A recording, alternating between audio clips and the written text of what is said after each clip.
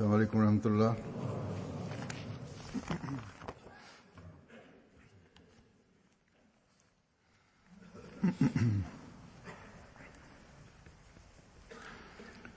أشهد أن لا إله إلا الله وحده لا شريك له وأشهد أن محمدا عبده ورسوله أما بعد فأعوذ بالله من الشيطان الرجيم بسم الله الرحمن الرحيم الحمد لله رب العالمين الرحمن الرحيم مالك يوم الدين إياك نعبد وإياك نستعين اهدنا الصراط المستقيم صراط الذين أنعمت عليهم غير المغضوب عليهم ولا الضالين.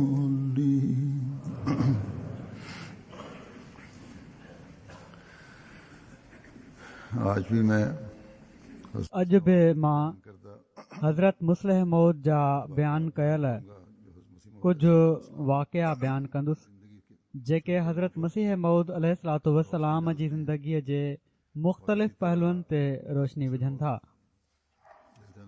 ऐं अहिड़ी तरह हज़रत मुस्लिह मौद रज़ियल्लाहु ताला अन्हु जी पंहिंजी ज़िंदगी जा बि कुझु पहलू वाज़े थियनि था।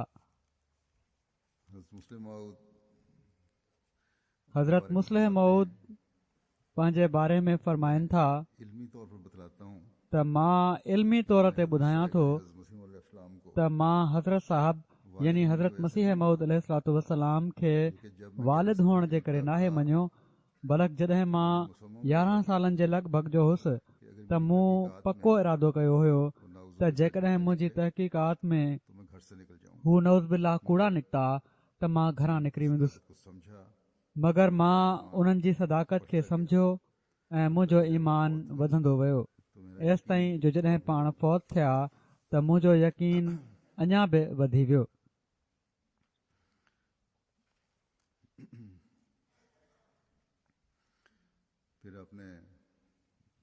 पोइ पाण ॿुधायऊं त जॾहिं मूं दस्ती बैत कई त मुंहिंजे क़ल्बी अहसास जे दरिया अंदरि 10 सालनि जी उमिरि में अहिड़ी चुरपुर पैदा थी जो जेका बयानु नथी करे सघिजे।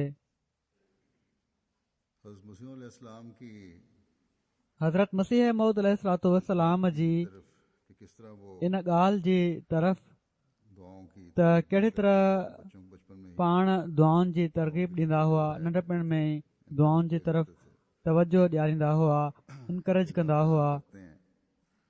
हिकिड़े हंधि पाण बयानु कनि था त ख़ुदा जो फ़रिश्तादो मसीह मौद अलैहिस्सलाम जंहिंखे अल्लाह ताला फरमायो हुयो त उजीबो कुल्ल दुआइक इल्ला फी शुरकाइक,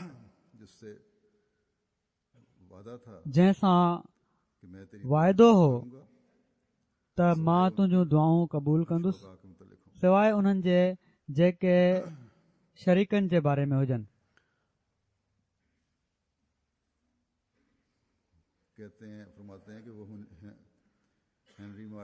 फरमाइनि था त हू हेनरी मार्टन क्लार्क वारे केस जे मौक़े ते मूंखे जंहिंजी उमिरि सिर्फ़ 9 साल हुई दुआ जे लाइ चए थो, यानी हज़रत मसीह मौद अलैहिस्सलातु वस्सलाम खेनि 9 सालनि जी उमिरि में दुआ जे लाइ चवनि था। घर जे नौकरनि ऐं नौकराणियुनि खे बि चवनि था त दुआऊं कयो। सो जॾहिं उहो शख़्स जंहिंजूं सभई दुआऊं क़बूल करण जो अलाह ताला वाइदो कयो हुयो ॿियनि खां दुआऊं कराइण ज़रूरी सम्झे थो त पोइ बाक़ियुनि खे घणो इन तरफ़ तवजो ॾियणु घुर्जे। आम है उजीबो कुल्ला हीउ जेको इल्हाम आहे दुआए का उजीबो कुल दुआएक इलाफी शुरकाएक, शायद बाज़ों को पता ना हो। इन जो शायदि किन खे पतो न हुजे।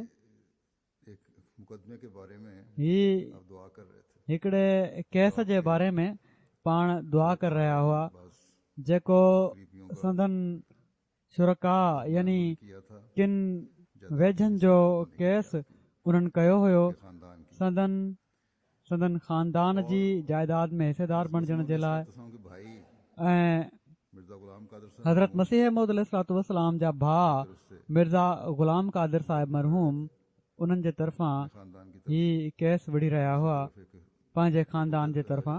गवर्नमेंट के अफसर भी थे। ॿिए पासे हिकिड़ा गवर्नमेंट जा ऑफिसर बि हुआ जेके हिननि जे मिटनि माइटनि मां बि हुआ। कादर साहब को बहरहाल ये यकीन था मिर्ज़ा गुलाम कादिर साहब खे ही यकीन हुयो जायदाद हमारे त केस असांजे हक़ में थींदो, जायदाद असांजे कब्ज़े में आहे ऐं पीढ़ियुनि खां असांजे कब्ज़े में आहे। इस्लाम ने दुआ की पर जॾहिं हज़रत मसीह मौद अलैहिस्सलाम दुआ कई त खेनि ही इल्हाम थियो जंहिंजो तर्जुमो ही आहे त समूरियूं दुआऊं क़बूल कंदुसि मगर जेके शुरका जे बारे में जेके आहिनि उहे न।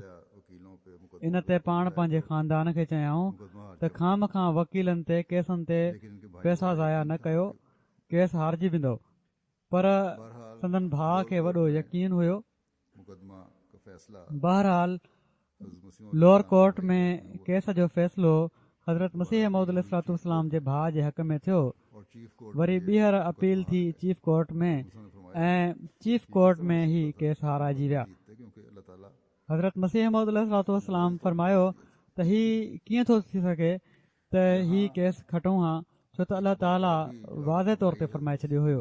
मुस्लिम ने हिते हिकिड़ी ॻाल्हि ॿी बि जेका अॻिते फरमाई आहे हज़रत मुस्लिम मौद, कहा उहो आप समझा रहे थे दुआउनि जे हवाले सां चयऊं, यहाँ तो पर ॻाल्हि पाण सम्झाए रहिया हुआ डॉक्टरनि खे। सीधा मामला हो हिते त डॉक्टरनि जी टीम वेही रहंदी आहे जेकॾहिं को अहिड़ो संजीदा मामिलो हुजे। पाकिस्तान में बि हाणे या ॿियनि मुल्कनि में बि अहिड़ी तरह सूरत हाल आहे।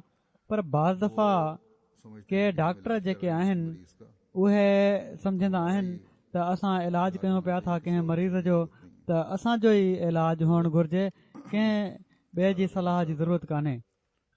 हज़रत सारा बेगम साहिबा जेके हज़रत ख़लीफ़तुल मसीह सानी जूं घर वारियूं हुयूं, बच्चे की पैदाइश के वक्त उनकी वफ़ात भी हो गई थी। उन्हनि जे ॿार जी पैदाइश महल बयान किया उन्हनि जी वफ़ात बि थी वई हुई। चाहिए उन वक़्त जे बारे में पाण बयानु कयाऊं त डॉक्टरनि खे घुर्जे त सलाह कनि हा, जेकॾहिं इन सूरत में सलाह कई वञे हा त शायदि हिकिड़ी जान बचाए सघिजे पई। इसलिए आपने फरमाया कि अगर हज़रत मसीह अलैहिस्सलाम जिनकी अल्लाह ताला ने इन लाइ पाण फरमायाऊं त जेकॾहिं हज़रत मसीह मौद अलैहिस्सलाम जंहिंजूं अल्लाह ताला समूरियूं दुआऊं क़बूल करण जो वाइदो फरमायो हुयो, उहे ॿियनि खे दुआ जे लाइ बि चवंदा हुआ त बाक़ी माण्हू जेके आहिनि पंहिंजे पंहिंजे पेशे में जेकॾहिं किथे सलाह जी ज़रूरत हुजे ऐं दुआउनि जी ज़रूरत हुजे त ज़रूरु इन ते अमल थियणु घुरिजे। अपने बारे में एक और बयान फरमाते पंहिंजे बारे में हुसैन शाह साहब हिकिड़ो ॿियो बयानु फरमाइनि था। डॉक्टर मोहम्मद हुसैन शाह साहब जे घर सफ़र में जिसमें हज़रत मसीह अलैहिस्सलाम फौत हुए हैं, उन सफ़र में जंहिंमें हज़रत मसीह मौद अलैहिस्सलाम फौत थिया आहिनि, हिकु दफ़ो डॉक्टर मिर्ज़ा याकूब बेग साहब मुलाकात कंहिं हिंदू पेंशनर सेशन जज जी आमद जी ख़बर ॾियणु आया जेके मुलाक़ात करणु आया हुआ। हज़रत मसीह मौद मगर महमूद भी बीमार अलैहिस्सलाम उन वक़्तु उन्हनि खे चयो त मां बि बीमार आहियां मगर महमूद बि बीमार आहे, मूंखे उन जी बीमारी जो वधीक फ़िक्र आहे, तव्हां ध्यान सां उन जो इलाजु कयो। बेटा जो है पंहिंजी बीमारी खे विसारे छॾियऊं ऐं खेनि ख़बर हुई त हीउ पुटु जेको आहे मुस्लिम मौत बणजण वारो आहे, तंहिं करे खेनि फ़िकिर थियो। बड़ा मशहूर मुकदमा है जो हज़रत मसीह अलैहिस्सलाम के ज़माने में भित जो हिकिड़ो केस तमामु मशहूरु केस आहे जेको हज़रत मसीह मौद अलैहिस्सलाम जे ज़माने में विढ़ियो वियो, जंहिं में दीवार खड़ी कर दी संदन ख़ानदान जे ई मुखालफ़नि मस्जिद जे रस्ते में भित कढी करे छॾी ऐं रस्तो बंदि करे छॾियऊं। उन जे बारे में बयानु कंदे हज़रत मुस्लिम मऊद रज़ियल्लाहु ताला अन्हु फरमाइनि था त मां ॿार हुयुसि, पर मूंखे चङी तरह यादि आहे त हिते असांजा ई कुझु मिट रस्ते में किला खोड़े छॾींदा हुआ त जीअं जॾहिं महिमान नमाज़ पढ़ण अचनि त राति जी उंदाहीअ में उन्हनि किलनि जे करे थुॾा उन्हनि खे लॻनि। जीअं त ईअं ई थींदो हुयो ऐं जेकॾहिं उहे किला पटिया वेंदा हुआ त हू वढ़ण लॻी पवंदा हुआ। अहिड़ी तरह मूंखे चङी तरह यादि आहे त मस्जिद मुबारक जे साम्हूं भित मुखालफ़नि कढी छॾी हुई। किन अहमदिन खे जोश बि आयो ऐं उन्हनि भित खे किराए छॾणु चाहियो, मगर हज़रत मसीह मऊद अलैहिस्सलातु वस्सलाम फरमायो त असांजो कमु सबुरु करणु ऐं कानून जी पाबंदी अख़्तियार करणु आहे। पोइ मूंखे यादि आहे मां ॿार हुयुसि ऐं अलाह ताला जे फज़ल सां नंढपिण में ई मां सचा ख़्वाब ॾिसंदो हुयुसि। मूं ख़्वाब में ॾिठो त भित किराई पई थी वञे ऐं माण्हू हिकु हिकु सिर खे खणी उछले रहिया आहिनि ऐं ईअं थो लॻे त उन खां पहिरियां कुझु मींहुं बि वसी चुको आहे। इन ई हालत में मूं ॾिठो ख़्वाब में त मस्जिद जे तरफ़ां हज़रत ख़लीफ़ा अव्वल अचनि पिया था। पाण फरमाइनि था त जॾहिं केस जो फ़ैसिलो थियो ऐं भित किराई वई त बैन ई ईअं थियो। उन ॾींहुं कुझु मींहुं बि वसियो ऐं दर्स खां पोइ हज़रत ख़लीफ़ा अव्वल जॾहिं वापसि आया त साम्हूं भित ड्राथी पई वञे। मां बि बीठो हुयुसि छो त इहो ख़्वाब मां खेनि पहिरियां ॿुधाए चुको हुयुसि। तंहिं करे मूंखे ॾिसंदे ई हज़रत ख़लीफ़तुल मसीह अव्वल फरमायो त मियां ॾिस अॼु तुंहिंजो ख़्वाब पूरो थी वियो। पोइ पाण इन ई वक़्त जी दौर जी ॻाल्हि कंदे फरमाइनि था हिकिड़े हंधि त हिकिड़ो उहो बि ज़मानो हुयो जो जॾहिं हज़रत मसीह मऊद अलैहिस्सलातु वस्सलाम जी ज़िंदगीअ में मुखालफ़नि मस्जिद जो दरवाज़ो बंदि करे छॾियो ऐं पाण अलैहिस्सलाम केतिरा ई भेरा घर में पर्दो कराए माण्हुनि खे मस्जिद में आणींदा हुआ, यानी घर जे अंदरां लंघाए आणणो पवंदो हुयो ऐं केतिरा ई माण्हू मथां थी ईंदा हुआ डिघो चकर कटे। साल या 6 महीननि ताईं हीउ रस्तो बंदि रहियो। आख़िर केस थियो ऐं ख़ुदा ताला अहिड़ा सामान कया जो भित किराई वई। हाणे जेके कादियान वञण वारा आहिनि उहे ॾिसनि अलाह ताला जे फज़ल सां वॾा कुशादा रस्ता उते ठाहिया विया आहिनि।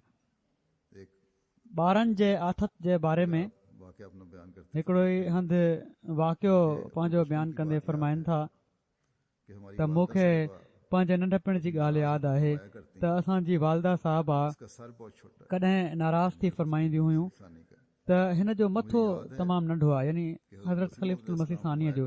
त मूंखे यादि आहे त हज़रत मसीह मऊद अलैहिस्सलातु वस्सलाम फरमाईंदा हुआ त हीअ का ॻाल्हि कान्हे। रोटिकन जेको हिकिड़ो तमामु मशहूरु वकील हुयो ऐं जंहिंजी क़ाबिलियत जी धुम सॼे मुल्क में हुई, उन जो मथो बि तमामु नंढड़ो हो। पाण चवनि था त वॾा मथा इन ॻाल्हि ते दलालत नथा कनि त उहे अकुलमंद आहिनि।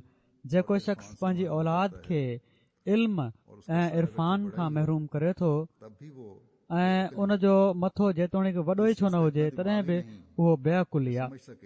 जंहिं शख़्स जो एॾो दिमाग़ ई कोन्हे जो हू सम्झी सघे त ख़ुदा ऐं रसूल छा आहे, क़ुर छा आहे, उहो इरफ़ान कहिड़ो हासिल करे सघे थो।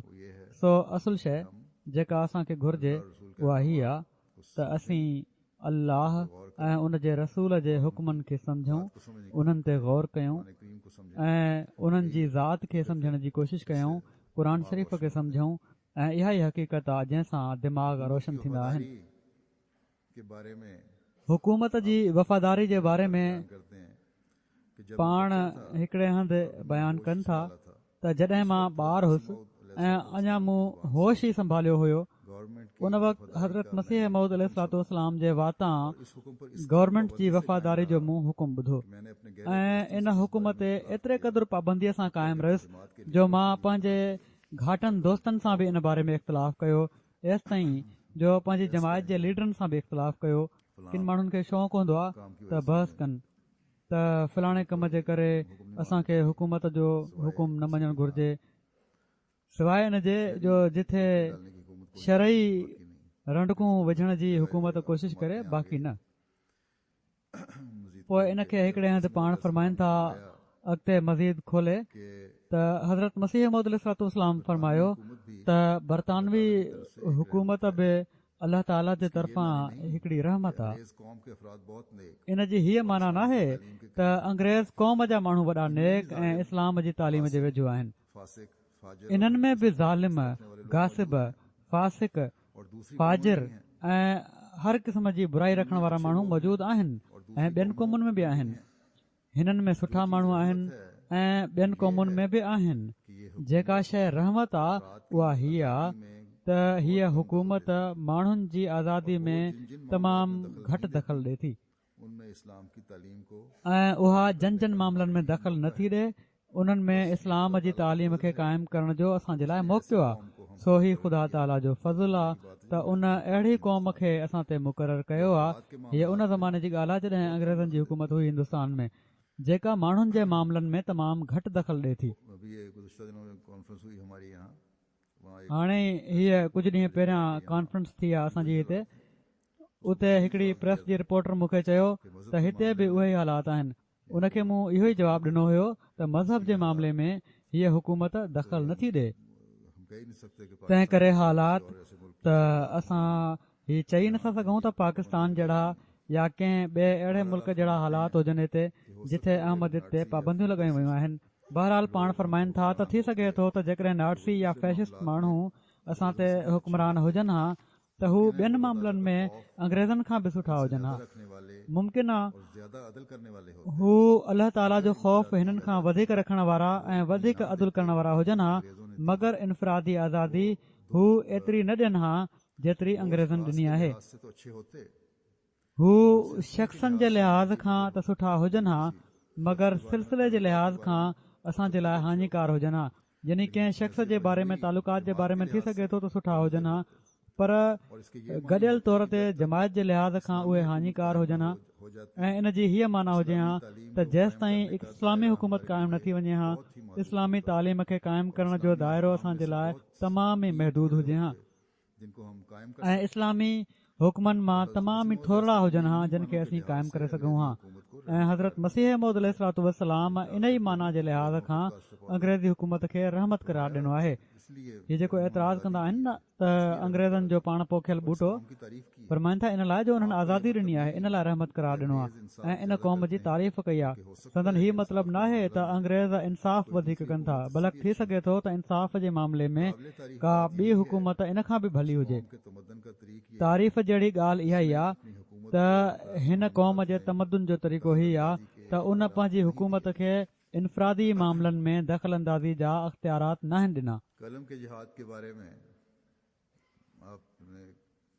कलम जे जहाद जे बारे में पाण हिकिड़ो इरशाद फरमायाऊं त नबियुनि जी दिलि वॾी शुक्रगुज़ार हूंदी आहे। हिकिड़ी मामूली खां मामूली ॻाल्हि ते बि वॾो अहसान महसूस कंदा आहिनि। हज़रत मसीह मौद अलैहिस्सलाम जा किताब जॾहिं ॾींहुं राति छपजंदा हुआ त बावजूद इन जे जो पाण केतिरियूं केतिरियूं रातियूं बिल्कुलु न सुम्हंदा हुआ, पर जॾहिं को शख़्स राति जो प्रूफ आणींदो हुयो त उन जे सॾ करण ते पाण उथी वठण जे लाइ वेंदा हुआ। यानी जेका किताबत थी ईंदी हुई त ख़ुदि वठण जे लाइ वेंदा हुआ ऐं साण साण ही बि चवंदा वेंदा हुआ त जज़ाकल्लाह अहसनुल जज़ा। हिन खे केॾी न तकलीफ़ थी आहे, हीअ माण्हू केॾी न तकलीफ़ बर्दाश्त कनि था, ख़ुदा हिननि खे जज़ाए ख़ैर ॾे। हालांकि पाण ख़ुदि सॼी राति जाॻंदा रहंदा हुआ। फरमाइनि था त मां केतिरा ई भेरा खेनि कमु कंदे ॾिसी सुतुसि ऐं जॾहिं बि कॾहिं अखि खुली त कमु कंदे ई ॾिठुमि एसि ताईं जो सुबुह थी वियो। ॿिया माण्हू जेतोणीकि ख़ुदा जे लाइ कमु कंदा हुआ, पर पाण अलैहिस्सलाम उन्हनि जी तकलीफ़ खे ॾाढो महसूसु कंदा हुआ। छो? इन लाइ जो नबियुनि जी दिलि में अहसान जो वॾो अहसासु हूंदो आहे।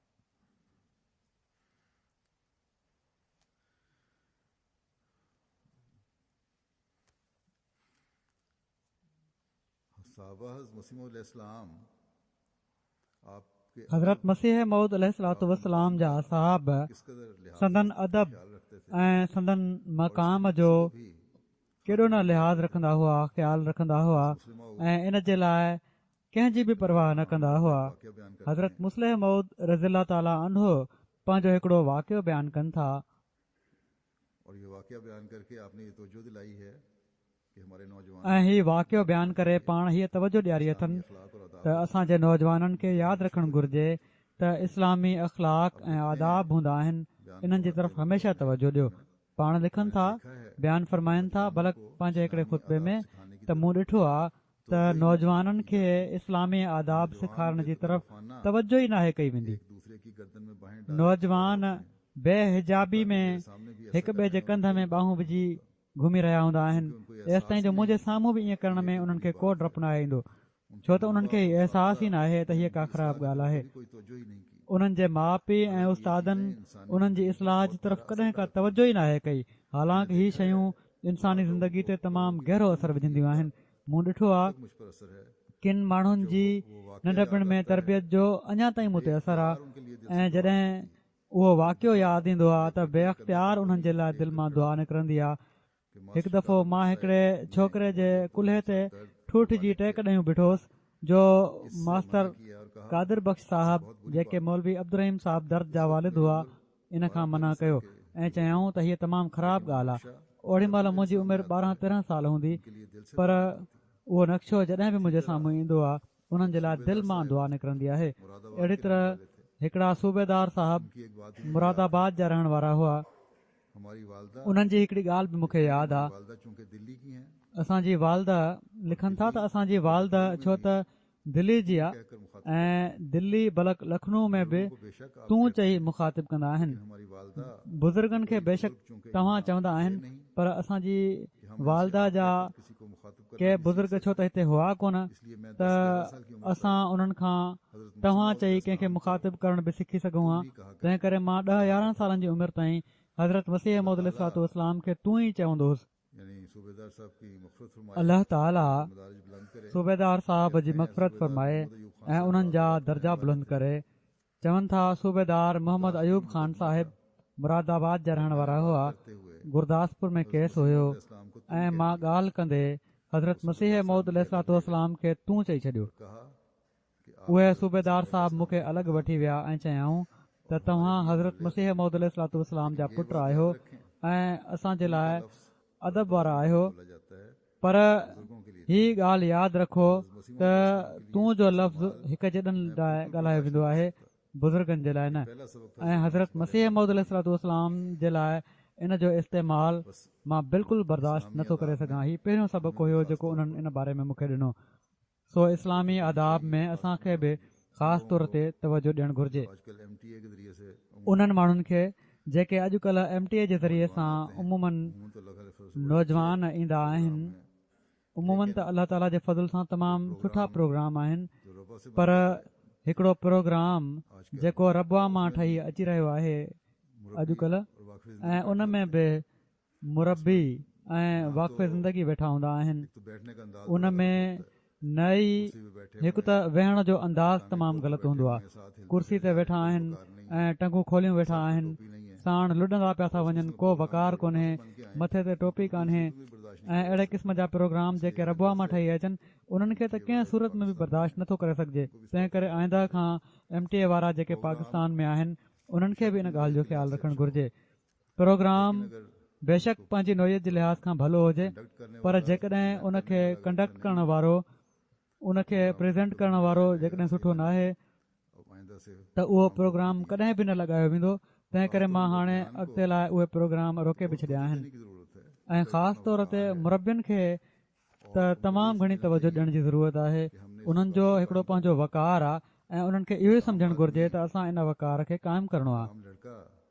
हिकिड़ो आम माण्हू, हिकिड़ो आम छोकिरो, दुनियादार जेकॾहिं अहिड़ी हरकत करे थो त उहा बर्दाश्त जहिड़ी आहे, पर जेकॾहिं हिकिड़ो मुरबी करे त बर्दाश्त करण जहिड़ी न आहे। ऐं मूंखे किन माण्हुनि लिखियो बि आहे, तवजो बि ॾियारी आहे।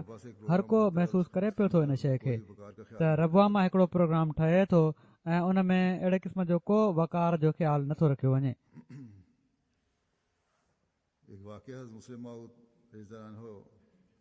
हिकिड़ो वाक़ियो हज़रत मुस्लिम मौद रज़ियल्लाहु तआला अन्हु फरमाइनि था त असां बि नंढपण में मुख़्तलिफ़ रांदियूं खेॾंदा हुआसीं। मां उमूमन फुटबॉल खेॾंदो हुउसि। जॾहिं कादियान में के अहिड़ा माण्हू आया जेके क्रिकेट जा रांदीगर हुआ त उन्हनि हिकिड़ी क्रिकेट जी टीम तयारु कई। हज़रत मुस्लिम मौद चवनि था त हिकिड़े ॾींहुं हू मूं वटि आया ऐं चवणु लॻा त वञ हज़रत साहिब खे अर्ज़ु कर त हू बि खेॾण जे लाइ अचनि। जीअं त मां अंदरि वियुसि। पाण ओड़ी महिल हिकिड़ो किताबु लिखी रहिया हुआ। जॾहिं मां पंहिंजो मक़सदु बयानु कयो त पाण कलम हेठि रखे छॾियाऊं ऐं फरमायाऊं त तुंहिंजो बाल त ग्राउंड खां ॿाहिरि न वेंदो, पर मां उहा क्रिकेट खेॾी रहियो आहियां जंहिंजो बाल दुनिया जे किनारनि ताईं वेंदो। हाणे ॾिसी वठो छा संदन बाल दुनिया जे किनारनि ताईं पहुतो आहे या न। हिन वक़्तु America, Holland, England, Switzerland, middle east, Africa, Indonesia ऐं ॿियनि केतिरनि ई मुल्कनि में संदन सुञाइण वारा मौजूदु आहिनि। फिलिपाइन जी हुकूमत असांखे मुबलिग मोकिलण जी इजाज़त न पई ॾिए, पर कुझु ॾींहं पहिरियां उतां लगातार बैतूं अचणु शुरू थी वियूं आहिनि। हाणे 3-4 ॾींहं ई थिया आहिनि। फिलिपाइन मां हिकिड़े शख़्स जो ख़त आयो जंहिंमें उन्हनि लिखियो आहे त मुंहिंजी बैत जो ख़त ई सम्झो ऐं मूंखे मज़ीद लिटरेचर मोकिलियो। हीअ हज़रत ख़लीफ़ा सानी जे ज़माने जूं ॻाल्हियूं आहिनि। मूंखे जंहिं जॻह जे बारे में बि इल्मु थींदो आहे त उते को इस्लाम जी ख़िदमत करण वारो आहे, मां उते ख़त लिखी छॾींदो आहियां। जीअं त उन लिखियो आहे त मां अंजुमन इशाअत इस्लाम लाहौर खे बि हिकिड़ो ख़त लिखियो आहे। मां मस्जिद लंडन जे पते ते बि हिकिड़ो ख़त लिखियो आहे। मां वाशिंगटन अमरीका जे पते ते बि हिकिड़ो ख़त लिखियो आहे।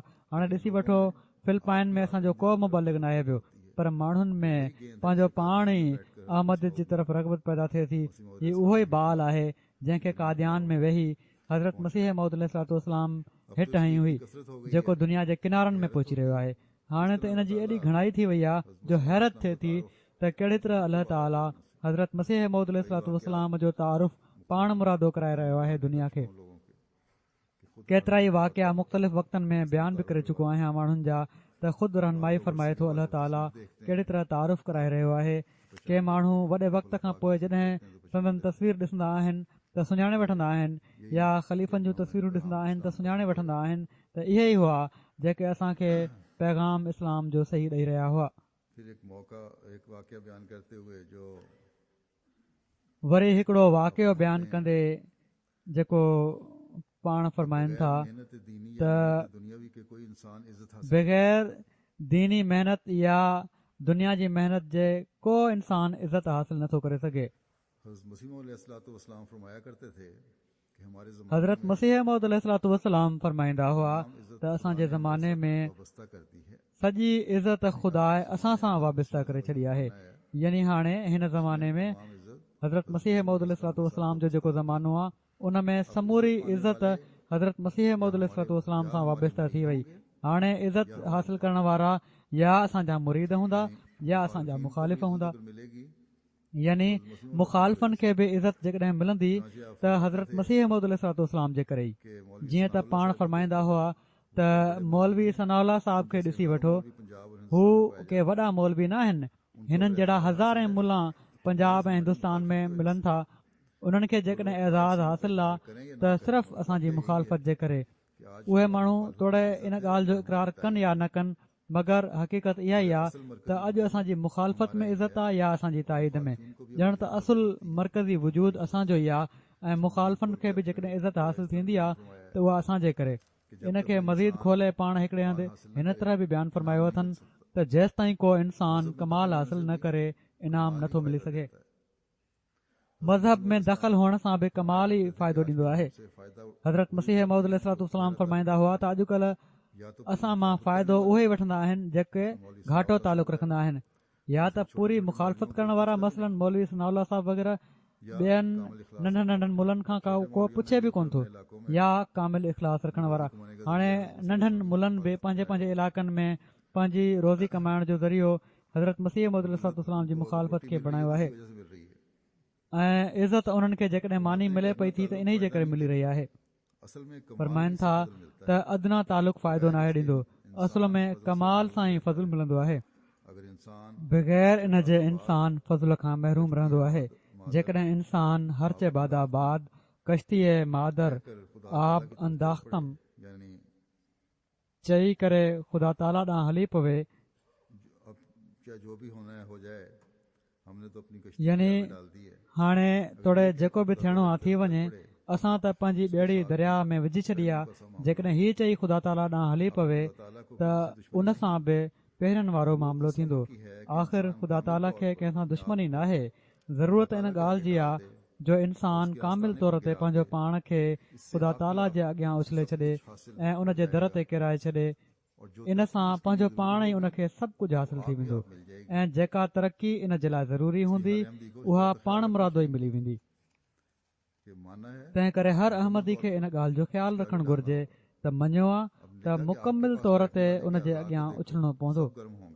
पाण लिखियो अथनि त बाहि जे भरिसां वेहण वारे जे उज़वनि खे ॾिसो सभई गरम हूंदा। उनजो चहिरो हथ पेर जिथे हथु लॻाईंदो गरम महसूसु थींदो त पोइ कहिड़ी तरह मुमकिन आहे त को शख़्स सभु कुझु छॾे ख़ुदा वटि अचे ऐं उन वटि वेही रहे ऐं ख़ुदा ताला जो वजूद उन जे अंदरां ज़ाहिर न थिए। बाहि जे अंदरि लोह पइजी बाहि जूं ख़ुशूसियतूं ज़ाहिर करणु लॻी पवंदो आहे। तोड़े उहो बाहि नाहे हूंदो। अहिड़ी तरह अलाह ताला जो कुर्ब हासिल करण वारनि माण्हुनि सां ख़ासि मामला थींदा आहिनि ऐं अलाह ताला उन्हनि खे कुन फयकून वारी चादर पाराए छॾींदो आहे एसि ताईं जो नादान उन्हनि खे ख़ुदा सम्झणु लॻी पवंदा आहिनि। हालांकि हू त सिर्फ़ ख़ुदा ताला जी सिफ़तुनि जो अक्स पेश करे रहिया हूंदा आहिनि। सो जेकॾहिं को मज़हब मां फ़ाइदो वठणु चाहे त उन जो तरीक़ो इहो ई आहे त हू पंहिंजो पाण खे ख़ुदा ताला जे अॻियां मुकमल तौर ते उछले छॾे। पर जेकॾहिं क़ौम जी क़ौम अहिड़ी तरह करे त उन ते ख़ासि फज़ल थींदा ऐं हू हर मैदान में फतह हासिल कंदी। असांजी जमायत जे लाइ बि इहो ई क़दम खणणु ज़रूरी आहे, मगर केतिरा ई माण्हू सिर्फ़ चई छॾणु काफ़ी सम्झंदा आहिनि। हालांकि अलाह ताला सां अहिड़ी मोहबत करणु घुर्जे जो हिकिड़ी तबई शइ बणिजी वञे, सिर्फ़ कूड़ी दावा न हुजे, छो त कूड़ ऐं ख़ुदा ताला जी मोहबत हिकिड़े हंधि गॾु नथा थी सघनि। कूड़ हिकिड़ी ऊंदाही आहे ऐं ख़ुदा ताला जी मोहबत हिकिड़ो नूर। सो नूर ऐं ऊंदाही कीअं था गॾु थी सघनि। सो असांखे पंहिंजा जाइज़ा वठंदे रहणु घुर्जे ऐं अक्सर मां तवजो ॾियारींदो बि रहंदो आहियां त हज़रत मसीह मौद अलैहिस्सलाम जी बैत में अची असांखे ॿियनि खां अलॻि नज़र अचणु घुर्जे। ख़ुदा ताला जी ज़ात ते ईमान ऐं यकीन में बि असांखे ॿियनि खां मुख़्तलिफ़ नज़र अचणु घुर्जे ऐं वधियल हुअणु घुर्जे। इबादतुनि में बि असांखे ॿियनि खां अलॻि नज़र अचणु घुर्जे।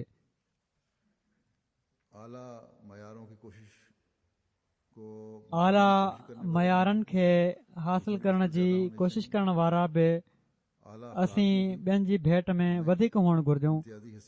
आला अख़लाक में बि असांखे निमाया हैसियत हासिल हुअणु घुर्जे। कानून जी पाबंदी में बि असां हिकिड़ो मिसाल हुअणु घुर्जूं। मक़सदु त हर शइ में हिकिड़े अहमदीअ खे ॿियनि खां मुमताज़ हुअण जी ज़रूरत आहे। तॾहिं असीं जहिड़ो की हज़रत मसीह मौद अलैहिस्सलाम फरमाइनि था बैत मां सही फ़ाइदो वठी सघूं था।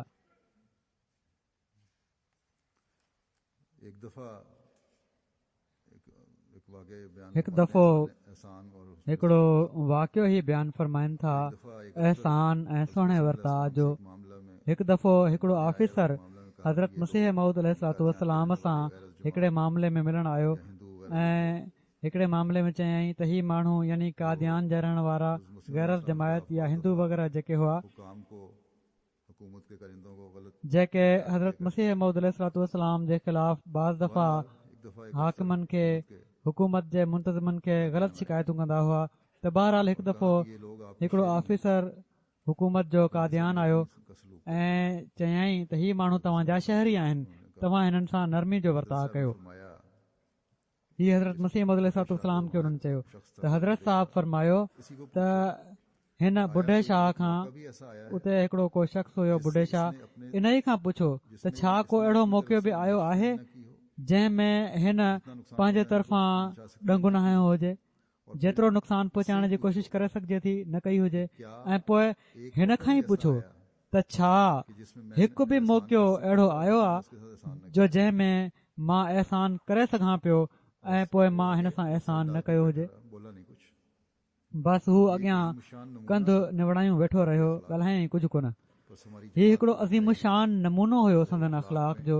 सो असांजी जमायत खे बि घुर्जे त उहा अख़लाक में हिकिड़ो नमूनो हुजे। मामलनि जी तव्हां में अहिड़ी सफ़ाई हुजे जो जेकॾहिं हिकु पैसो बि घर में न हुजे त अमानत में हथु न विझो ऐं ॻाल्हि अहिड़ी मिठी ऐं अहिड़ी मोहबत सां कयो जो जेका ॿियनि जी दिलि ते असरु करे।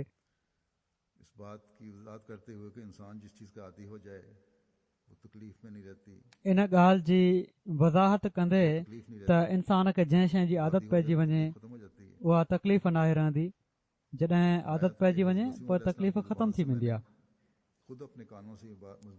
फरमायो हुओ त हज़रत मसीह मौद अलैहिस्सलाम जे वातां मां ख़ुदि पंहिंजे कननि सां ई मज़मून केतिरा ई भेरा ॿुधो आहे त अलाह ताला जे तरफ़ां ॿिनि क़िस्मनि जा इब्तिला ईंदा आहिनि। हिकिड़ा त उहे इब्तिला हूंदा आहिनि जिन में बाने खे अख़्तियार ॾिनो वेंदो आहे त तूं उनखे पंहिंजे आराम जे लाइ ख़ुदि का तजवीज़ करे सघीं थो। जीअं त इन जे मिसाल में पाण फरमाईंदा हुआ त हज़रत मसीह मौद अलैहिस्सलाम फरमाईंदा हुआ त ॾिसो वुज़ू बि हिकिड़ो इब्तिला आहे। सियारे जे मौसम में जॾहिं घणो सीउ लॻी रहियो हुजे, थधी हवा बि हली रही हुजे ऐं थोरी हवा लॻण सां बि इंसान खे तकलीफ़ थींदी हुजे। हाणे त हिते असां वटि तसवुर कोन्हे, गुसल खाननि में बि हीटिंग हूंदी आहे, गरम पाणी अची रहियो हूंदो आहे, पर हीटिंग बि का न हुजे, ॿाहिरि वञिणो पए, थधो पाणी हुजे, तॾहिं हिकिड़ो तसवुर क़ाइमु थी सघे थो वुज़ू जो सियारे में। फरमाइनि था त ख़ुदा ताला जे तरफ़ां इंसान खे हुकुम हूंदो आहे त निमाज़ पढ़ण खां पहिरियां वुज़ू कयो। अक्सर करे जॾहिं निमाज़ जो वक़्तु हूंदो आहे ओड़ी महिल गरम पाणी न आयो हूंदो, या अक्सर औकात उनखे गरम पाणी मुयसरु त अची सघे थो मगर उन वक़्तु तयारु न आयो हूंदो, मगर अक्सर औकात उनखे गरम पाणी मुयसरु हूंदो ई न आहे, ॻड़ा पाणी हूंदो आहे ऐं इन ई पाणी सां उनखे वुज़ू करे निमाज़ पढ़णी पवंदी आहे। पाण फरमाईंदा हुआ त हीअ बि हिकिड़ो इब्तिला आहे जेको अलाह ताला मोमिननि जे लाइ रखे छॾियो आहे।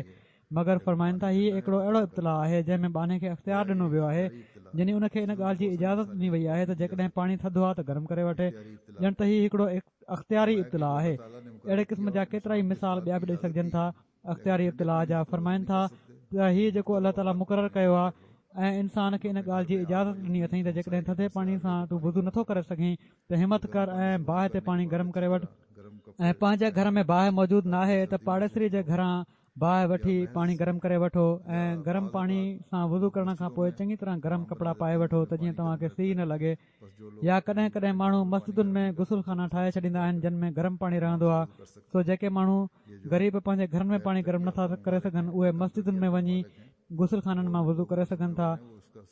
हीअ जेके गैर तरक़ी याफ़्ता मुल्क आहिनि या घटि तरक़ी याफ़्ता मुल्क आहिनि, उहे माण्हू जेके ॿुधण वारा आहिनि उहे इन जो सही तसवुर पैदा करे सघनि था। भले तव्हां मां बि वॾा जेके आहिनि सभई हितां जा पैदा थियल माण्हू शायदि तसवुर पैदा करे न सघनि इन जो।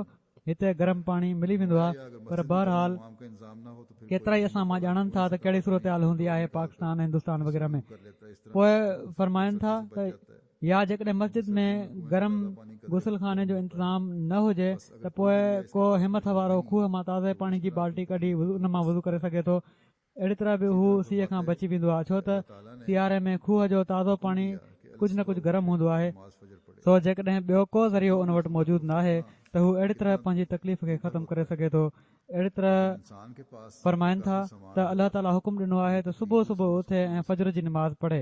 हाणे सियारे में सुबुह जो वक़्तु उथणु केॾो न ॾुखियो हूंदो आहे, पर इंसान वटि जेकॾहिं काफ़ी सामान हुजे त हीअ तकलीफ़ बि उनखे महसूसु नथी थी सघे। मसलन जेकॾहिं उनखे तहजुद जी निमाज़ पढ़ण जी आदत आहे त हू हीअ करे सघे थो त तहजुद जी निमाज़ पढ़ण महिल कमरे जा दरवाज़ा चङी तरह बंदि करे वठे त जीअं कमरो गरम रहे ऐं ॿाहिरि जी थधी हवा अंदरि न अची सघे। अहिड़ी तरह जॾहिं फजर जी निमाज़ पढ़ण जे लाइ मस्जिद वञे त कंबल या ॿिटी चादर पाए सघे थो, जिन वटि कोट कोन्हे या गरम कोट पाए वञी सघे थो। ऐं जेकॾहिं को ग़रीब बि हुजे त उहो बि फाटल पुराणी का सदरी या कोट पाए वञी सघे थो, सीअ जे असर खां पंहिंजो पाण खे बचाए सघे थो। ऐं जेकॾहिं को शख़्स बिल्कुलु ई ग़रीब हुजे ऐं उन वटि कंबल न हुजे, न ॿिटी चादर, न सदरी, न कोट, त उनखे बि वधीक तकलीफ़ नथी थी सघे, छो त अहिड़े शख़्स खे सीउ खे बर्दाश्त करण जी आदत पइजी वेंदी आहे। ऐं ख़ुदा ताला जो हीउ कानून आहे त जंहिं शइ जी इंसान खे आदत पइजी वञे उहा उनखे तकलीफ़ न आहे ॾींदी। केतिरनि ई माण्हुनि खे असां ॾिठो आहे पाकिस्तान में बि सियारे में असां जॾहिं गरम कपिड़ा पाए रहिया हूंदा आहियूं त हिकिड़ो ग़रीब माण्हू वीचारो मामूली गरम कपिड़ा पाए ऐं बिना जुराबनि जे आराम सां घुमी फिरी रहियो हूंदो आहे ऐं उनखे सीउ जो को अहसासु नाहे थींदो, इन लाइ जो आदत पइजी वेंदी अथसि। पाण ई फरमाइनि था त मूं ॾिठो आहे त मसलन औरतूं बाज़ दफ़ा जिथे काठियूं ऐं कोयलो ॿरे रहियो हूंदो आहे उते कमु कंदियूं आहिनि त हथनि सां चुल्हे मां कोयलो या टांडा कढी वठंदियूं आहिनि ऐं उन्हनि खे का तकलीफ़ महसूसु नाहे थींदी। जॾहिं त असां माण्हू जेके आहियूं उन जे टांडे जे वेझो बि नथा वञी सघूं, त जॾहिं हीअ आदत पइजी वञे कंहिं शइ जी त पोइ तकलीफ़ महसूसु नाहे थींदी। इन लाइ पहिरीं शइ त हीअ आहे त तकलीफ़ बर्दाश्त करे बि जेकॾहिं इब्तिला आहे बि त उनखे अलाह ताला जी ख़ातिर उनखे बर्दाश्त करणु घुरिजे ऐं जेकॾहिं उन जो हल निकिरी सघे थो उनखे ख़तमु करण जो त हल कढी उन ते अमल करण जी कोशिशि करणु घुरिजे जेके अलाह ताला जा हुकुम आहिनि। ऐं जेकॾहिं न बि त पोइ इंसान आदत विझे पंहिंजो पाण खे ऐं उन जे मुताबिक़ करण जी कोशिशि करे ऐं जॾहिं आदत पइजी वञे त पोइ उहा तकलीफ़ नाहे रहंदी। ॿिए हिसे जो त पाण ज़िक्र नथनि कयो त ॿियो इब्तिला, पर हिकिड़ो हज़रत मसीह मौद अलैहिस्सलाम जो इक़्तिबास मां पढ़ी छॾियां थो जंहिंमें पाण इब्तिलान में हिकमत कहिड़ी आहे इन जे बारे में फरमायो आहे। पाण फरमाइनि था त ॾिसो अलाह ताला क़ादिर हो त पंहिंजे ॿाननि खे कंहिं क़िस्म जी तकलीफ़ न पहुचणु ॾे हा ऐं हर तरह सां ऐश ऐं आराम में उन्हनि जी ज़िंदगी घाराए हा, उन्हनि जी ज़िंदगी शाहाणी ज़िंदगी हुजे हा, हर वक़्तु उन्हनि जे लाइ ऐश ऐं ख़ुशी जा सामान मुहैया कया वञनि हा। मगर उन ईअं न कयो। इन में वॾियूं वॾियूं ॻुझियूं ॻाल्हियूं ऐं राज़ लिकल हूंदा आहिनि। ॾिसो पीउ माउ खे पंहिंजी धीउ केॾी न प्यारी हूंदी आहे, बल्कि अक्सर छोकरनि जी भेट में वधीक प्यारी हूंदी आहे, मगर हिकिड़ो वक़्तु ईंदो आहे जो पीउ माउ उनखे पाण खां अलॻि करे छॾींदा आहिनि। उहो वक़्तु अहिड़ो हूंदो आहे जो उन वक़्त खे ॾिसणु वॾे जिगर वारनि जो कमु हूंदो आहे। ॿिन्ही पासे जी हालत ई वॾी रहम जहिड़ी हूंदी आहे, यानी माउ पीउ बि रुख़सती महल रोई रहिया हूंदा आहिनि ऐं छोकिरी बि तक़रीबन 14-15 साल हिकु हंधि रहंदा आहिनि। आख़िर उन्हनि जी जुदाई जो वक़्तु तमामु ई रिकत जो वक़्तु हूंदो आहे। इन जुदाई खे बि को नादान बेरहमी चई छॾे त सही ॻाल्हि आहे, पर उन छोकिरी में कुझु अहिड़ा गवाह हूंदा आहिनि जंहिंजो इज़हार इन अलॻि थियण ऐं साहुरनि में वञी मुड़ुस सां मुआशरत जो ई नतीजो हूंदो आहे जेको ॿिन्ही पासनि लाइ बरकत ऐं रहमत जो मूजिबु हूंदो आहे। इहो ई हाल अलाह वारनि जो आहे।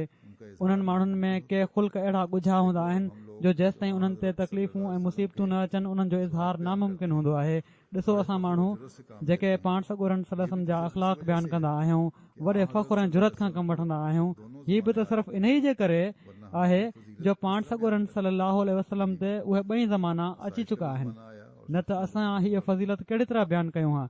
यानी सहूलत जो ज़मानो बि आयो ऐं सख़्तनि ऐं तकलीफ़ुनि जो बि। तकलीफ़ जे ज़माने खे ख़राब नज़र सां न ॾिसो। हीउ ख़ुदा ताला खां लज़त खे ऐं उन जे कुर्ब खे पाण सां छिकींदो आहे। इन ई लज़त खे हासिल करण जे वास्ते जेका ख़ुदा जे मक़बूलनि खे मिलंदी आहे, दुनिया जी ऐं कमीणी सभिनी लज़तुनि खे तलाक ॾियणी पवंदी आहे। ख़ुदा जो मुक़रब बणजण जे लाइ ज़रूरी आहे त ॾुख सठा वञनि ऐं शुक्र कयो वञे ऐं नए ॾींहुं हिकिड़ो नओं मौत पंहिंजे मथां वठणो पवंदो आहे। जॾहिं इंसान दुनिया जी हवा ऐं हवस ऐं नफ़्स जे तरफ़ां मुकमिल तौर ते मौत पंहिंजे मथां आणे छॾींदो आहे, तॾहिं उनखे उहा हयात मिलंदी आहे जेका कॾहिं बि फ़ना नाहे थींदी। पोइ उन खां बाद मरण कॾहिं बि नाहे थींदो। सो हीउ आहे इब्तिला जो मुख़्तसिर ख़ाको इन जी हिकमत जो। हिकु दफ़ो फरमायो हज़रत मुस्लिम मौद त मुंहिंजी उमिरि जॾहिं 9 या 10 साल हुई, मां ऐं हिकिड़ो ॿियो शागिर्द घर में खेॾी रहिया हुआसीं। उते ई कबट में हिकिड़ो किताबु पियो हुयो जंहिं ते ब्लू जुज़दान हुयो ऐं उहो असांजे ॾाॾे साहब जे वक़्त जो हुयो। नवां इल्म असां पढ़ण लॻी पिया हुआसीं। इन किताब खे जॾहिं खोलियोसीं त उन में लिखियलु हुयो त हाणे जिब्राइल नाज़िल नाहे थींदो। मूं चयो त हीअ ग़लति आहे, मुंहिंजे बाबा ते त नाज़िल थींदो आहे। उन छोकिरे चयो त जिब्राइल नाहे ईंदो, किताब में लिखियलु आहे। असां में बहस थी वियो। आख़िर असां ॿई हज़रत साहब वटि वियासीं, हज़रत मसीह मौद अलैहिस्सलाम वटि, ऐं ॿिन्ही पंहिंजो पंहिंजो बयानु पेश कयो। पाण फरमायाऊं किताब में ग़लति लिखियलु आहे, जिब्राइल हाणे बि ईंदो आहे। पोइ पंहिंजो हिकिड़ो वाक़ियो बयानु कनि था त बेवकूफ़ी जे वाक़ियनि में मूंखे बि पंहिंजो हिकिड़ो वाक़ियो यादि आहे। केतिरा ई भेरा इन वाक़िए खे यादि करे मां खिलियो बि आहियां ऐं कॾहिं कॾहिं मुंहिंजी अखियुनि में ॻोढ़ा बि अची विया, मगर मां इन खे वॾे क़द्र जी नज़र सां बि ॾिसंदो आहियां ऐं मूंखे पंहिंजी ज़िंदगी जे जन वाक़ियनि ते नाज़ आहे। उन्हनि में उहो हिकिड़ो बेवकूफ़ी जो वाक़ियो बि आहे ऐं उहो वाक़ियो ई आहे त हज़रत मसीह मौद अलैहिस्सलाम जे ज़माने में हिकिड़ी राति असीं अङण में सुता पिया हुआसीं। गर्मी जो मौसम हुयो ऐं आसमान ते झुड़ आयो ऐं ज़ोर सां गजण लॻो। इन ई दौरान में कादियान जे वेझो ई किथे बिजली किरी पई, मगर इन जो कड़काट एॾे ज़ोर सां हुयो जो कादियान जे हर घर जे माण्हू हीउ सम्झो त हीअ बिजली शायदि उन्हनि जे घर में ई किरी आहे। इन कड़काट ऐं कुझु झुड़नि जे करे सभई माण्हू कमरनि में हलिया विया। जेॾी महिल हीउ बिजली जो कड़काट थियो ओॾी महिल असां बि जेके अङण में सुता पिया हुआसीं उथी अंदरि हलिया वियासीं। मूंखे अॼु ताईं उहो नज़ारो यादि आहे जो हज़रत मसीह मौद अलैहिस्सलाम जॾहिं अंदरि वञण लॻा त मां पंहिंजा ॿई हथ हज़रत मसीह मौद अलैहिस्सलाम जे मथे ते रखे छॾिया त जेकॾहिं बिजली किरे त मूं ते किरे, हिननि ते न किरे। बाद में जॾहिं मुंहिंजो होश बहाल थियो त मूंखे पंहिंजी इन हरकत ते खिल आई त हिननि जे करे त असां बिजली खां बचणो हो। ईअं त न पियो थी सघे त असांजे करे पाण बिजली खां महफ़ूज़ रहंदा। हज़रत मौलवी अब्दुल करीम साहिब जी वफ़ात जो वाक़ियो बयानु कनि था त 1905 आयो। मौलवी अब्दुल करीम साहिब बीमार थिया। मुंहिंजी उमिरि 17 साल हुई ऐं अञा खेॾण कुॾण जो ज़मानो हुयो। मौलवी साहिब बीमार हुआ ऐं असां सॼो ॾींहुं रांदि में मशगूल रहंदा हुआसीं। हिकिड़े ॾींहुं यखनी खणी मां मौलवी साहिब जे लाइ वियुसि। इन खां सवाइ यादि नाहे त मां कॾहिं पुछण बि वियो हुजां। उन ज़माने जे ख़्यालात जे मुताबिक़ यकीन कंदोसि त मौलवी साहिब फ़ौत थी नथा सघनि। हू त हज़रत मसीह मौद अलैहिस्सलाम खां बाद फ़ौत थींदा। मौलवी अब्दुल करीम साहिब जी तबियत तेज़ हुई। हिकु ॿ सबक अलिफ लैला जा उन्हनि वटि पढ़िया, पोइ छॾे ॾिनमि। उन खां वधीक इन्हनि सां तालुक़ु न हुयो। हा, उन्हनि ॾींहंनि में हीअ बहस ख़ूब थींदा हुआ त हज़रत मसीह मौद अलैहिस्सलाम जो साॼो फ़रिश्तो कहिड़ो आहे ऐं खाॿो फ़रिश्तो कहिड़ो आहे। के चवनि था त मौलवी अब्दुल करीम साहिब साॼा आहिनि ऐं के हज़रत उस्तादुल मुकरम ख़लीफ़ा अव्वल जे बारे में चवनि था त उहे साॼा फ़रिश्ता आहिनि। इल्मनि ऐं कमनि जी भेट करण जी उन वक़्तु ताक़त ई न हुई, यानी नंढपिण हुई ऐं ॿार हुअसि, सोच न हुई। इन लाइ मां सम्झां थो त उन मोहबत जे करे जेका हज़रत ख़लीफ़ा अव्वल मूंसां कंदा हुआ, मां नुरुद्दीननि मां हुउसि। असां हिकु दफ़ो हज़रत मसीह मौद अलैहिस्सलाम खां बि पुछा कई हुईसीं ऐं पाण असांजे ख़्याल जी तस्दीक कयऊं, यानी त हज़रत ख़लीफ़ा अव्वल वधीक वेझा हुआ हज़रत मसीह मौद जे। मक़सदु मौलवी अब्दुल करीम साहिब सां को वधीक तालुक़ु मुंहिंजो न हुयो, सवाइ इन जे जो उन्हनि जे ज़बरदस्त ख़ुतबनि जो मां मदाह हुउसि ऐं उन्हनि जी हज़रत मसीह मौद अलैहिस्सलाम जी मोहबत जो मोतक़िदुसि। पर जीअं ई संदन वफ़ात जी ख़बर मूं ॿुधी, मुंहिंजी हालत में हिकिड़ो तग़युर पैदा थियो। उहो आवाज़ हिकिड़ी बिजली हुई जेका मुंहिंजे जिस्म जे अंदरां लंघे वई। जेॾी महिल मां संदन वफ़ात जी ख़बर ॿुधी, मूं में बर्दाश्त जी ताक़त न रही। ड्रोड़ी पंहिंजे कमरे में घिड़ी वियुसि ऐं दर बंदि करे वरितमि। पोइ हिकिड़े बेसाहे लाश वांगुरु खट ते किरी पियुसि। मुंहिंजी अखियुनि मां ॻोढ़ा हली पिया। उहे ॻोढ़ा न हुआ, हिकिड़ो दरिया हुयो। दुनिया जी बेसबाती, मौलवी साहिब जी मसीह अलैहिस्सलाम सां मोहबत ऐं मसीह जी ख़िदमत जा नज़ारा अखियुनि जे साम्हूं घुमनि पिया। दिलि में बार बार ख़्यालु पियो अचे त हज़रत मसीह मौद अलैहिस्सलाम जे कमनि में ही ॾाढो हथु वंडाईंदा हुआ। हाणे खेनि ॾाढी तकलीफ़ थींदी ऐं पोइ ख़्यालनि ते हिकिड़ो परदो पइजी वेंदो हुयो ऐं मुंहिंजी अखियुनि मां ॻोढ़नि जो दरिया वहणु लॻी पवंदो हुयो। उन ॾींहुं न मां खाई सघियो हुउसि खाधो, न मुंहिंजा ॻोढ़ा बीठा। एसि ताईं जो मुंहिंजी लाओ बाली तबियत खे ॾिसंदे मुंहिंजी इन हालत ते हज़रत मसीह मौद अलैहिस्सलाम खे बि ताजुब थियो ऐं पाण हैरत विचां फरमायाऊं, महमूद खे छा थी वियो आहे? हिन खे त मौलवी साहिब सां को अहिड़ो तालुक़ु कोन हुयो, हीउ त बीमार थी पवंदो। पोइ 1908 जो ज़िक्र पोइ पाण फरमाइनि था त मुंहिंजे लाइ तकलीफ़ ॾियण वारो आहे। उहो मुंहिंजी छा सभिनी अहमदनि जी ज़िंदगी में हिकिड़ो नओं दौरु शुरू करण जो मूजिबि थियो। उन साल उहा हस्ती जेका असांजे बेजान जिस्मनि जे लाइ रूह वांगुरु हुई ऐं असांजी बेनूर अखियुनि जे लाइ नज़र वांगुरु हुई ऐं असां जिन उदाहिन दिलनि जे लाइ रोशनी वांगुरु हुई, असां खां जुदा थी वई। हीअ जुदाई न हुई, हीअ क़यामत हुई। पेरनि हेठां ज़मीन निकिरी वई ऐं आसमान पंहिंजी जॻह तां लुॾी वियो। अलाह ताला शाहिद आहे, ओॾी महिल न मानी जो ख़्यालु हुयो न कपिड़े जो, सिर्फ़ु हिकु ई ख़्यालु हुयो त जेकॾहिं सॼी दुनिया बि मसीह मौद अलैहिस्सलाम खे छॾे ॾे त मां न छॾींदुसि ऐं वरी हिन सिलसिले खे दुनिया में क़ाइमु कंदुसि। मां नथो ॼाणा त मां केतिरे हद ताईं इन अहद खे निभायो आहे, मगर मुंहिंजी नियत हमेशह इहा ई रही त इन अहद जे मुताबिक़ मुंहिंजा कम हुजनि। अॼु अलाह ताला जे फज़ल सां जमायत जो हर माण्हू बलक बाद में अचण वारा बि शाहिद आहिनि त पाण इन अहद खे ख़ूब निभायाऊं। बलक असांजे लाइ बि अहदनि खे निभाइण जे लाइ सही रस्तनि जी तरफ़ पाण रहनुमाई फरमाए छॾियाऊं। अलाह ताला असांखे बि पंहिंजे अहदनि खे निभाइण जी तौफ़ीक़ अता फरमाए।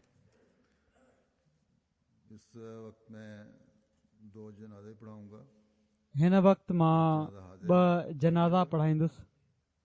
हिकिड़ो जनाज़ो हाज़िर आहे, अची वियो।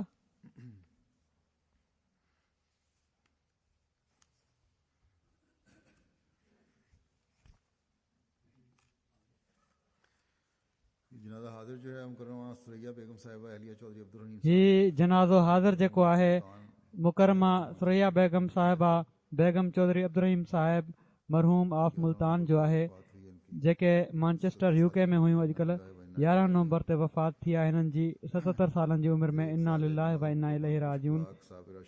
नेक साले नमाज़नि जी पाबंद, ख़ुश अख़लाक, साबरा शाकरा ख़ातून हुयूं। मरहूमा मूसिया हुयूं। हिननि जा 6 पुट ऐं 4 धीअरूं आहिनि। हिकिड़ा पुट अब्दुल मतीन साहिब ज़ईम अंसारुल्लाह मैनचेस्टर आहिनि। धीउ सदर लजना मैनचेस्टर जी हैसियत सां ख़िदमत जी तौफ़ीक़ हासिल करे रही आहे। हिननि जो जनाज़ो पढ़ाईंदुसि। अलाह ताला हिननि जा दर्जात बुलंद फरमाए ऐं हिननि जे ॿारनि खे बि हिननि जी नेकिन ते क़ाइमु रहण जी तौफ़ीक़ अता फरमाए। ॿियो जनाज़ो ग़ाइब आहे जेको मुकरम महमूद अब्दुल्ला शबूती साहिब ऑफ यमन जो आहे। शबूती साहिब 9 नवंबर 2014 में ड्रगी बीमारी खां पोइ फ़ौत थी विया। इन्ना लिल्लाहि व इन्ना इलैहि राजिऊन। खेनि संदन वालिद जामिया अहमदिया रबुआ में तालीम जे मक़सद सां मोकिलियो हुयो, जिथां पाण मौलवी फाज़िल जो इम्तिहान बि पास कयाऊं। मुकरम ग़ुलाम अहमद साहिब मुबलिग सिलसिला खां पोइ पाण यमन में मुबलिग मुक़ररु थिया। यमन में 24 मई 1934 में पैदा थिया। संदन वालिद मुकरम अब्दुल्ला मोहम्मद उस्मान शबूती साहिब पहिरियां यमनी अहमदी हुआ, जन सिलसिले जे मुबलिग मुकरम ग़ुलाम अहमद साहिब जे ज़रिए बैत कई हुई। मरहूम जे वालिद साहिब खेनि जून 1952 में जामिया अहमदिया रबुआ में पढ़ण जे लाइ मोकिलियो हुयो, जिथां मरहूम उतां पास कयो इम्तिहान। पोइ मौलवी फाज़िल बि पास कयाऊं ऐं पास करण वारा पाण पहिरियां गैर मुल्की हुआ मौलवी फाज़िल जो इम्तिहान। अहिड़ी तरह पाण जामिया मां शाहिद जो इम्तिहान बि पास कयाऊं ऐं 1960 में मुबलिग बणिजी यमन वापसि आया। पर संदन वापसी खां अॻु संदन वालिद साहिब हिदायत कई त रबुआ में शादी करे अचनि ऐं पोइ तहरीक जदीद हिननि जो रिश्तो मुकरम सैयद बशीर अहमद शाह साहिब जी धीउ मोहतरमा नसरीन शाह साहिबा सां करायो। हीअ हज़रत ख़लीफ़तुल मसीह राबे ऐं डॉक्टर सैयद अब्दुल सत्तार शाह साहिब जे ख़ानदान मां आहिनि। हिननि जा जेके सारा आहिनि शबूती साहिब जा। मरहूम जे बारे में हिननि जे पुट लिखियो त जामिया जा सभई शागिर्द ही ॿुधाईंदा हुआ त फजर जी निमाज़ मस्जिद महमूद में पढ़ंदा हुआ, तहरीक जदीद जे क्वार्टरनि में आहे। ऐं हीअ शबूती साहिब मस्जिद मुबारक वञी निमाज़ पढ़ंदा हुआ। पोइ हज़रत साहिबज़ादा मिर्ज़ा बशीर अहमद साहिब रज़ी अल्लाह ताला अन्हु सां गॾिजी ही सैर ते वेंदा हुआ। उन्हनि जे साथियुनि में उस्मान चीनी साहिब, वहाब आदम साहिब वग़ैरह शामिल आहिनि। उन ज़माने जी जामिया जे शागिर्दनि में मरहूम 70 जी ॾहाई जे शुरूआती वक़्त ताईं यमन में बतौर मुबलिग कमु कयो, पर जॾहिं यमनी हुकूमत अंग्रेज़ी हुकूमत खां आज़ादु थी त यमन में कम्यूनिस्ट पार्टी जी हुकूमत आई, जंहिं हर क़िस्म जी मज़हबी सरगर्मियुनि ते ऐं तबलीग ते पाबंदी लॻाए छॾी। इन जे करे जमायत खेनि जमायती सरगर्मियूं मुनक़ते करण जी हिदायत कई। पोइ बि पाण जमायत जा इंतिज़ामी ऐं माली मामला सरंजाम ॾींदा रहिया। जुमे ऐं ईदुनि जूं निमाज़ूं पाण अदन यूनिवर्सिटी जी मस्जिद में पढ़ाईंदा हुआ। यूनिवर्सिटी जी हीअ मस्जिद हिकिड़े अहमदी जी मिल्कियत हुई। उन्हनि जी वफ़ात खां पोइ उन्हनि जे घर वारनि मस्जिद वापसि उन्हनि जे हवाले करण जो मुतालबो कयो त मस्जिद त उन्हनि जे ख़ानदान खे ॾिनी वई जेके अहमदी न हुआ। शबूती साहिब मरहूम पंहिंजो घर मस्जिद जे लाइ पेश करे छॾियो। पोइ उते निमाज़ूं थींदियूं रहियूं। पाण जमायत खां को ख़र्च न वठंदा हुआ। उन खां पोइ समूरियूं जमायती ज़रूरतूं पंहिंजे खीसे मां पूरियूं कंदा हुआ। जमायती बजट मां कुझु बि न खणंदा हुआ। सॼो चंदो बिना कुझु कटण जे मर्कज़ मोकिले छॾींदा हुआ। बल्कि शुरूआती मुबलिगनि खे रबुआ में प्लाट अलाट थिया हुआ त मरहूम शबूती साहिब उन्हनि खे जेको प्लाट अलाट थियो उहो बि जमात खे ॾेई छॾियो। जहिड़ी तरह मां वहाब आदम साहिब जे बारे में ॿुधायो हुयो त उन्हनि बि जमात खे ॾेई छॾियो हुयो। मरहूम पंहिंजी औलाद में ख़िलाफ़त ऐं जमायत जी मोहबत पैदा कई। वॾा मोहबत करण वारा इंसान हुआ। हिते बि हिकु दफ़ो आया आहिनि, मूंसां मिलिया आहिनि। पंहिंजे मिटनि माइटनि सां तोड़े उहे अहमदी हुजनि या गैर अहमदी, मोहबत जो वर्ताव करण वारा हुआ। बाक़ाइदा उन्हनि सां मुलाक़ात में तालुक़ रखंदा हुआ।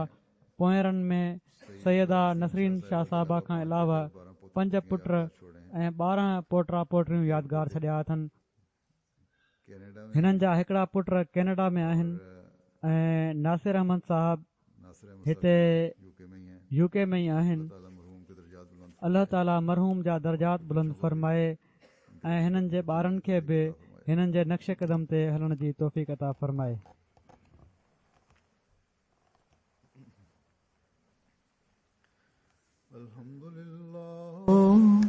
अल्हम्दुलिल्लाह नहमदुहु व नस्तईनुहु व नस्तगफिरुहु व नुमिनु बिही व नतवक्कलु अलैहि व नऊज़ु बिल्लाहि मिन शुरूरि अनफुसिना व मिन सय्यिआति अअमालिना मन यहदिहिल्लाहु फला मुदिल्ल लहु व मन युद्लिल्हु फला हादिय लहु व नशहदु अन ला इलाहा इल्लल्लाह व नशहदु अन्ना मुहम्मदन अब्दुहु व रसूलुहु।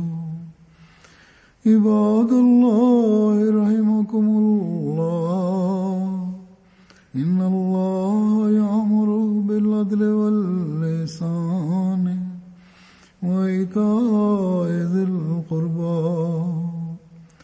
व यन्हा अनिल फ़हशाइ वल मुनकरि वल बग़ि यइज़ुकुम लअल्लकुम तज़क्करून।